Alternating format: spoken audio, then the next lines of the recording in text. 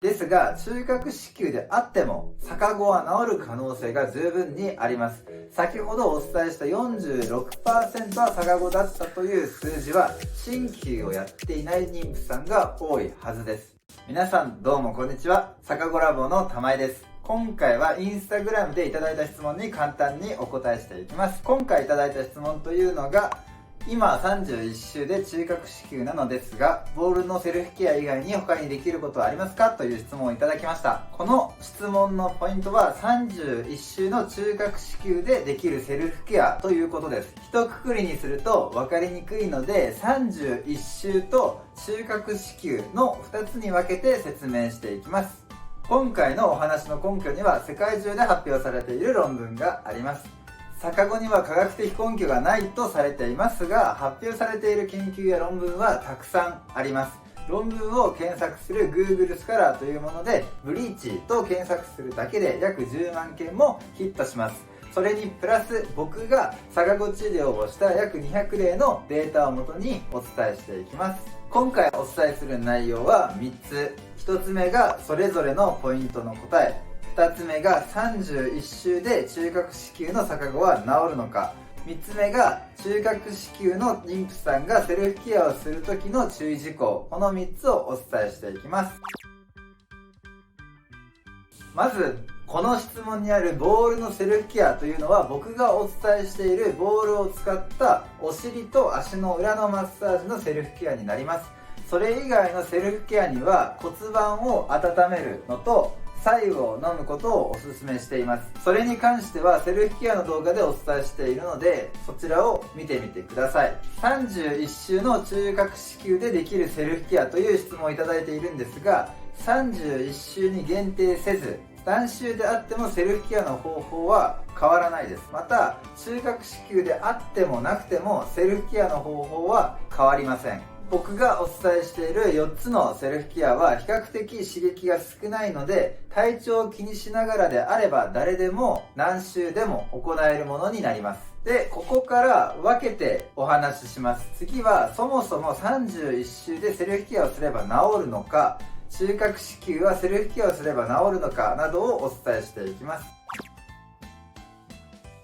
まず31週でセルフケアを始めたらかなり治りやすくなります。僕がおすすめしている4つは生理学的な反射が体に起きることが科学的に考えられるものになります。そしてその反射は副交感神経が優位になることや子宮に影響することも分かっています。セルフケアをすることで子宮が柔らかくなったり、羊水が増えたり、胎動が増えることで逆子が治りやすくなります。そういった反応が出るために、今お伝えした4つのセルフケアは逆子が治りやすくなるということです。僕がかなり治りやすくなるとお伝えしたのは、そもそも31週はまだ自然に治る可能性が高いからです。その時点からセルフケアを始められれば治りやすくなることが考えられます。中核子宮についてはセルフケアをしても治りにくい傾向があります。ベルギー、ワシントン、アテネの研究で中核子宮だと逆子になる確率が高いとされています。特にギリシャアテネの研究では子宮奇形と骨盤位の関係を調べた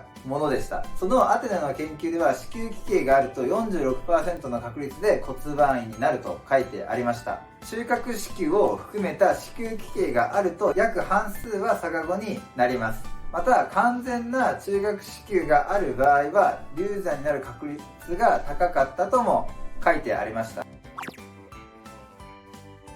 もし中核子宮があるなら無理に逆子を治そうとしない方が僕はいいと思います。僕がおすすめしているセルフケアは比較的刺激が少ないものなので、体調を気にしながら行えば大丈夫だとは思いますが、なるべく医師に確認した方がいいと思います。僕が逆子治療をしていて、多くの妊婦さんが先生には聞かず承諾を得ずに逆子体操をして、それで腰痛になる人が多いです。腰痛になるということは刺激量としてはかなり多いですね。痛みが出るほど体に負担がかかっているほど刺激が強いということです。中核子宮のない妊婦さんもそうなんですが、中核子宮のあるような子宮奇形のあるような方は特に先生に確認してから逆子体操だったり、僕がおすすめしているセルフケアを行うことをおすすめします。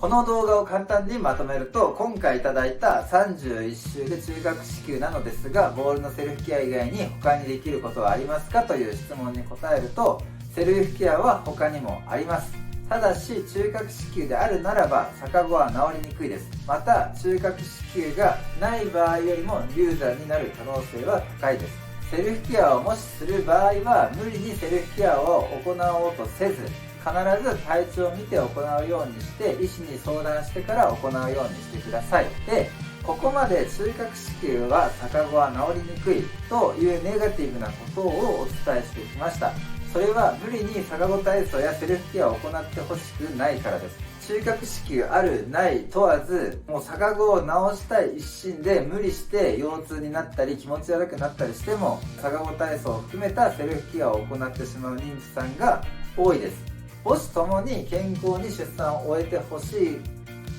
ために、ここまではネガティブなことを治りにくいから、無理に行わないようにしてくださいということをお伝えしてきました。ですが中核子宮であっても逆子は治る可能性が十分にあります。先ほどお伝えした 46% は逆子だったという数字は鍼灸をやっていない妊婦さんが多いはずです。セルフケアや鍼灸治療を行えば逆子は治りやすくなります。特に鍼灸治療は科学的に逆子が治りやすくなることが世界中でどんな人種でも証明されています。ただセルフケアや鍼灸治療をする場合は必ず無理をせずに医師に相談してから試してみてください。そして最後に、このチャンネルでは逆子についての情報を中心に発信しています。その内容はなるべく短く、仕事や育児で忙しい妊婦さんでも見られるように作成しています。また毎週水曜日と日曜に発信しているので、見逃さないようにチャンネル登録もよろしくお願いします。ではありがとうございました。